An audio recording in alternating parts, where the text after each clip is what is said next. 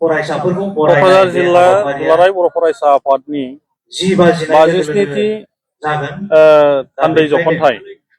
बे थान्दै जख'न्थाइया नैबे बिनाखाता एमइ स्कुलनि गेवलां गेलेग्रा फोथाराव साननैनि जे मेहेरगोनां हाबाफारिनि गेजेरजों दिनै खुंफुंजादों आरो बेनिनो दिनै जोबथा साननि गिबि हाबाफारि दुलाराय बर' फरायसा आफादनि गोथार फिरफिला बिरहोनाय बे हाबाफारि आरो लोगोसेयै मुंख्लंफोरनो मान बावनाय आरो बड'फा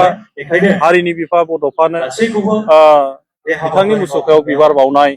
बे हाबाफारिखौ दिनै फुंबिलिनि हाबाफारि हिसाबै मावफुंबाय आरो बे हाबाफारि जोबखांनायनि उनाव क'क्राझार जिल्ला दुलाराय बर' फरायसा आफादा नैथि खेबनि थाखाय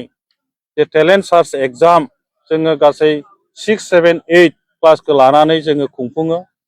आरो बे खुंफुंनायनि फिथाइखौ जोङो फोसावखांनायनि उनाव जोङो फरायसाफोरनो बिनि बान्थाखौ जोङो होनो हायाखै। दा बेनिखायनो दिनै बे हाबाफारिजों सोमोन्दो लाखिनानै दिनैनि नैबे बोसोरारि थान्दै जख'न्थायावनो जोङो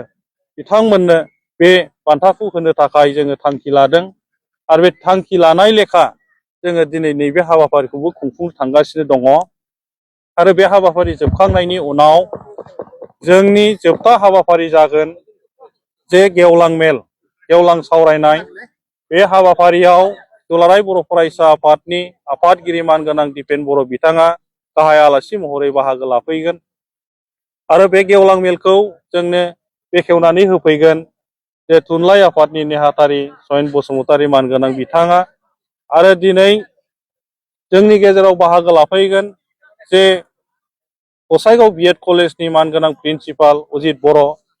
मानगोनां बिथाङा जोंनि गेजेराव बाहागो लाफैगोन आरो जोंनि बर' हारिनि गुबुन गुबुन माहारियारि आफाद गुबुन हारिनि जोंनि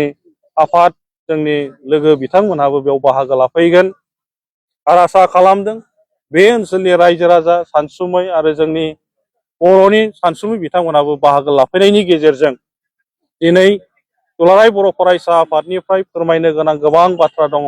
बे बाथ्राफोरखौ जोंनि हारिनि गेजेराव फोरमायनानै दुलाराय बर' फरायसा आफादनि मानगोनां आफादगिरि बिथाङा होगोन। दा बेनिखायनो दिनै नोंथांमोननि चेनेलनि गेजेरजों जोंनि क'क्राझार जिल्ला एबसुनि साननैनि हाबाफारिखौ आं बेखिनिखौनो फोरमायबाय। गोजोन्थों।